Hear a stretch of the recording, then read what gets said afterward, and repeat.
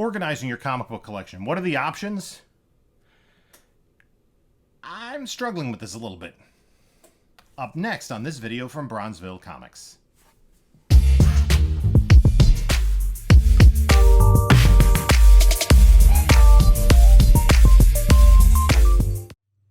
Hey there, comic book community. This is Jim from Bronzeville Comics coming to you with another video.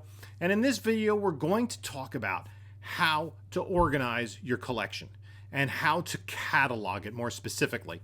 It's a challenge as your collection gets larger, and I'm going to show you how I evolved in my cataloging of my collection.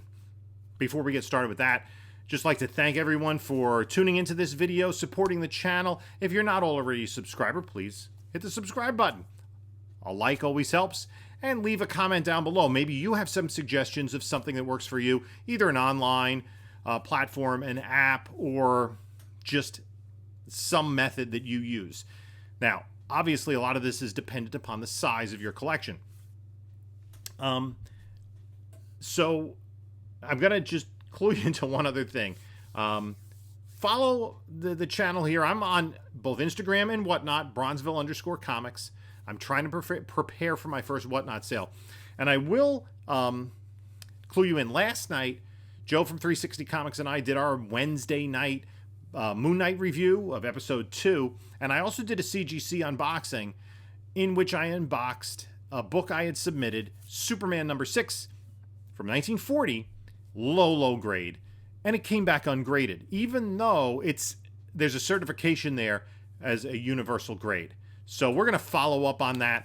My LCS had sent it out. I contacted him right afterwards. He's got the information. He's going to call CGC tomorrow. So in subsequent videos, we'll be talking about what in the world is happening with this particular book. The book is in poor condition. It is brittle. I was expecting a 0.5. It's complete, though. And it did get a universal designation, which means I'm assuming that they did a page count and they checked for restoration. So they did charge the full value. It wasn't like a pre-screen where they only charge $8 for the book. And plus you need 25 books in a pre-screen. So that wasn't it.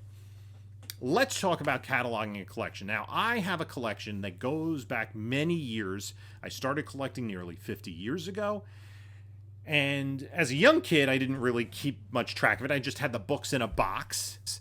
And every once in a while, unbeknownst to young me, Mom would go through and get rid of some of the books thinking I wouldn't miss them. And I didn't notice they were gone because I knew I had them. And I kind of blamed, my cousin for borrowing them and never returning them. But I found out the truth later on and had to pick up some of those books at shows. Some of those books I'm now picking up. I did have a Batman 251 as a kid. It would be at best, a 2.0 today. It would be in very low-grade condition because I read the heck out of that. It probably had the cover detached. It was probably just a mess. But that's what moms did. So as I got older, into my teenage years and started treating it more as a collection than just a bunch of things that I like to have, I started having a system. So I was really good. When I started going to conventions in New York City in the late 70s as a preteen, and I had a good enough memory that I could just know which covers I had and didn't have and pick up the ones that I needed. So I did, the first thing I did, I've had this particular binder for years. Oh, why are these two books in here? I don't know where these came from. Oh, I know where they're going. And so I have all of these pages, and what I did was I would, for every year, the cover, I don't know why it starts with 81. I do have earlier years there somewhere.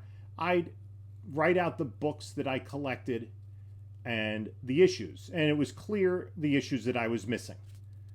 And then I would pick those up later on. So, fairly small collection at the time, and as I added titles, I would add at the bottom. And I was, pretty much a completist. 1982, I started adding more titles, and the collection started growing. You can see right there, I know I have it. There's a DC Comics Presents 47. All right, that's in the original collection. Now, things got more complicated, and as we got later on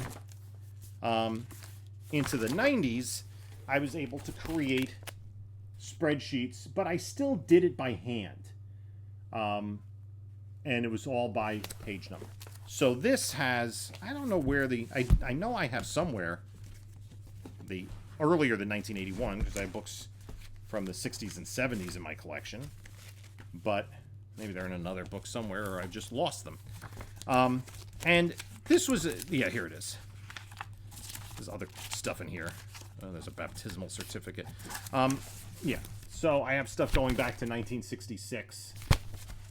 And, you know, more books in 67 and so on.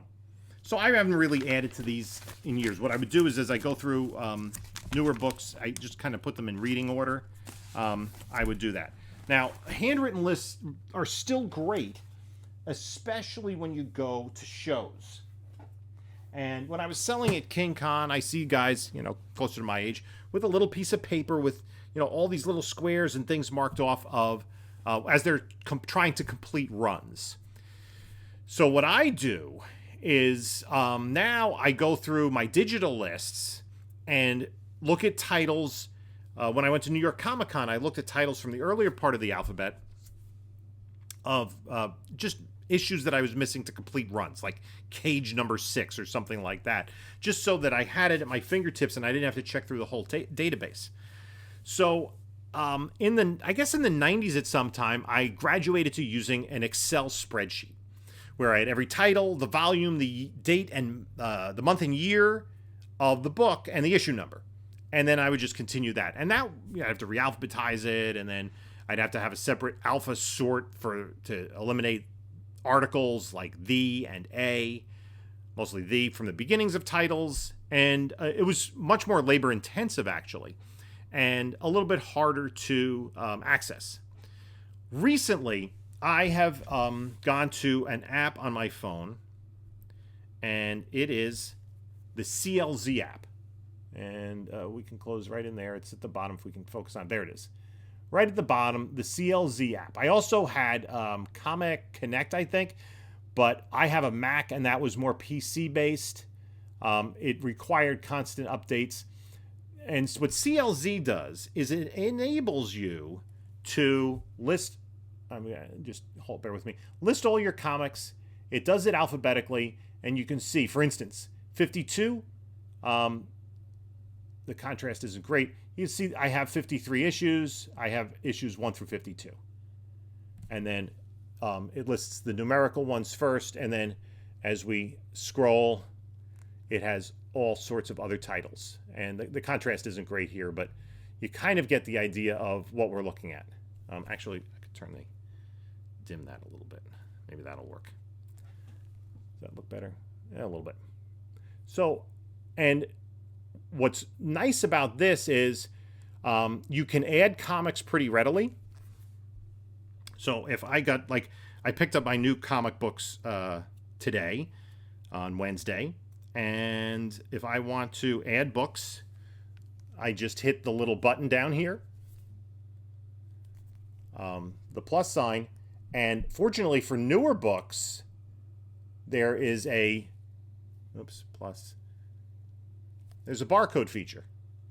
And the barcode, you just put the barcode in that, and it'll scan it automatically, and it'll bring up, especially with variant covers. So if I scan this book over here, and I just scanned in JSA All-Stars number 5, cover A. I think it's probably the only cover. Right?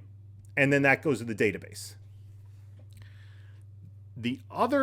Now, there used to be a function with CLZ where they would automatically, I think they worked with, one of the pricing companies, one of the pricing online distributors to give you values. And the problem was twofold. The values only applied to graded books. So you could put a grade in here. So if I get a new book, or I'm going through books that I picked up, from pretty much the 80s forward, I just put its default grade a 9.0, because I know that's 99+% of the time, that's the lowest grade that a book that is in my collection is going to be. My books are in pretty good shape. And it's useful because starting in the summer of 2019 in earnest, I went to storage and I started sorting my books. And being as detail-oriented as I am, I wanted everything in alpha order by title, and then within each title in numerical order, right? So Batman, right? My collection of Batman at the time started in earnest around issue 400. So I had all the books after that in order. And I just like the kind of look of that, put them in boxes. Now, the problem with that is you have to keep updating it. But the app is great because I could sit at storage, use my phone, and just keep entering new books. Okay? So I did that to enter books, and you can choose statistics on there, and it will give you the count of the total number of books, the number of books by title, the titles that have the most books, the characters that you have the most of, the writers and artists that you have the most of, and at the time it gave a value. Now, because the software between CLZ and it wasn't Cover Price, I forget who it was, there was an update, so the way their data no longer meshed, they couldn't do that. They're working on another grading pricing party to partner up with so that you can have values of your book on the phone. Now, there are I know in Cover Price, you can enter all the books into your collection into Cover Price, and it will give you an updated value of your entire collection. And that's kind of fun to look at, see which books are worth the most. And it was useful for me in going through. You'd enter a whole run of books, and then you'd be like, wow, that's a $100 book. Just kind of books that you didn't necessarily expect to be worth that much. That, if you're not really familiar with the market. So CLZ doesn't have that function right now. They may have it in the future.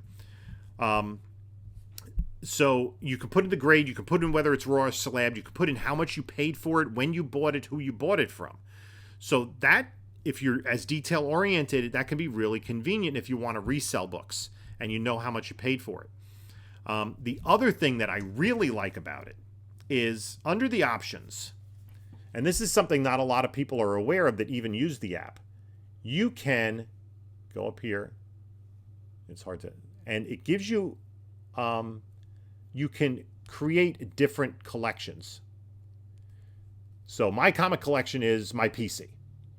And then the books that I picked up as part of collections, every time I pick up a collection, I create a new collection tab so that I know exactly what's in that collection. You can also this is also in the cloud. You can access this information on your desktop.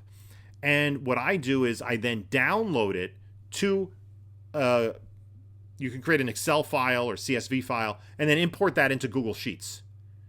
So I can import the collection in Google Sheets, print it out, and go through and write down the grades and and do pricing. So it's really convenient that way. The other thing that's convenient, so for instance, I picked up a collection and I was going through it recently. It had some Golden Age books of all different types. It had some Silver Age books, both Marvel and DC. And some of the books, I was just a couple of books I sent out to be graded. 2 books I sold right away to someone who was interested in them. And then the rest of the books I'm looking to sell, except there were some DC books, Second Appearance of Adam, a Flash, Earth 1, Earth 2 crossover, some early-ish Green Lantern books that I wanted to keep in my personal collection. So what you can do is you can select the books on CLZ and move them between collections, which is a very useful feature. And then you can delete them if you've sold them. So it has a lot of functionality. A lot of people complain that it lost the pricing functionality. That is unfortunate.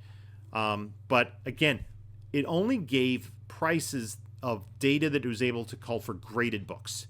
So if you had a book that I put a book in a 9.0, that's just a run filler, that's not a key, and somebody just sold a 9.0 for $30, that's the price it's going to come up with. So the vast majority of the books are not priced. So it would be beautiful to have the functionality of getting the prices for raw books as well as graded books, but that's, a little aspirational on the part of a collector. So it also enables you, and some people store their books this way, the fields. So if I enter a new book, so I'm just gonna scan that book again. When I enter a new book, I have options as to how. What are we doing here? How I entered the book. I could put in a grade, the quantity if I'm getting multiple books, if it was graded, the grading company, whether it's raw or slabbed, and then I can put in a storage box. So if it's in, like, newer books are going in, like, let's say box 22-03. That's how I'm cataloging them now, the books that I haven't read yet. You can put them there, so when you go back to the app, you can find the box that they're in. That's one way to sort your books, is just have them arranged potentially alphabetically within a box, and then have the information digitally as to which box they're in. So if you're like, okay, where's my copy of Moon Knight #1? You say, oh, it's in box M3, and then you go through that book and you find Moon Knight 1. You purchase price you can put in, or it will automatically enter the cover price, where you purchase it from, the date you purchased it on. So that's really convenient. So I was looking up a book today, a Moon Knight special edition with Shang-Chi. Like, where did I get that? And I looked it up. I got it at an estate sale for $2. And I know exactly when I got it, who I bought it from, how much money I spent for it. So that's really convenient, but it takes a lot of time if you're buying back stock to enter those books. So right now I actually just created another collection, which is books for sale, as opposed to books staying in the PC. So if I come across, let's say there's a run of books that I no longer want to keep, let's say I want to move my Alpha Flight books, I can just take that entire Alpha Flight from my personal collection and put it into the for sale collection, just to have it in a different spot. So that's really convenient. And I also I have multiple collections here because I like to keep track of how much I spent for a collection and then how much money I've gotten out of that collection by selling the books. And again, I'm really detail oriented, probably consumes too much of my time, but that's just the way I'm made. So not much we can do about that. So CLZ is just one of the apps. I'm not getting paid by CLZ. They don't sponsor this channel, but I have found them to be very useful. They have a robust Facebook group in which one of the developers or one of the owners is active on it, answering people's questions. So it's very user-friendly in that way. And there's also people giving tips on how they use the app to catalog their collections. And I found a few things that way, but more or less just playing around. And it's useful because mobile, I can take it mobile. The other thing that's really useful about it, the barcode scanner, if you're looking at books at a show, especially books like, let's say, at a garage sale or a flea market, you don't know exactly what the book is, right? You don't know if it's a variant cover or not, or what variant it is. You can scan in the barcode and know if the barcode's available. Sometimes the barcode's on the back and it's a backer board, so you don't really have access to it. And the other thing that's great for almost every book, so this is just from a random collection I have, they have a picture of the cover, right? So this is an older book. I had entered this a while ago. I thought it was an 8, graded 8.0 of Batman and the Outsiders #1 was listed as $34. These prices have been stagnant for, I don't know, maybe 6 months or so. It lists a lot of information, including the artist, the characters, and then the cover price and when it was purchased. So I have this as being purchased for $3. This was part of a collection. So I'm not sure exactly how I got that. Yeah, actually, this I put as a separate collection stuff I got at an estate sale. It was just a handful of books. But that's kind of unimportant. So that's one way to catalog your collection. I have, as you saw from the opening part of this video, I have a lot of stuff to catalog and a lot of stuff to put away in boxes. It's a lot of work the larger your collection becomes, and since I've been buying collections, it's even more work. So I found that this app, I like having it on my phone. I also have access to Google Sheets on my phone, so it gives me the ability to catalog books remotely, aka, for instance, at my storage facility. And it also gives me the ability to look at books. What books am I missing? If I go to a show and I want to fill in some Justice League books, well, which books am I missing from the run? And I can go through and see what I have. And also, if on my older PC books, I don't really have the collection as solidly cataloged. With my personal collection, I don't have the books as well cataloged in terms of condition. But if I did, then I could go and see what approximate condition the book I have is in and see if there's a book that I see out in the wild is a potential upgrade over the book in my PC. So whatever you do, this is another option of how to catalog your books. It's not an easy task, but it is an important task, because if at some point you want to move your books, or as you get to be my age, you think about what comes next. If you have a catalog of the books, it's all there. And if I decided tomorrow, I don't have everything cataloged right now, but theoretically, if I decided tomorrow I just wanted to sell my collection, I could reach out to somebody who buys collections and I say, here's everything I have. And I have seen people who do that, where through this app or through some other app, they have everything cataloged, they can send it all out. And, it also helps in terms of filling runs. So I hope you enjoyed this video. I hope you got something out of it. Please leave a comment down below. Let me know how you organize your comics. I don't have the perfect system. This is just a system that I use. What do you have that works for you? And it probably works differently for large collections versus small collections. Let me know what you think. Check out a couple of the other videos that I posted recently. And until next time, enjoy your comics.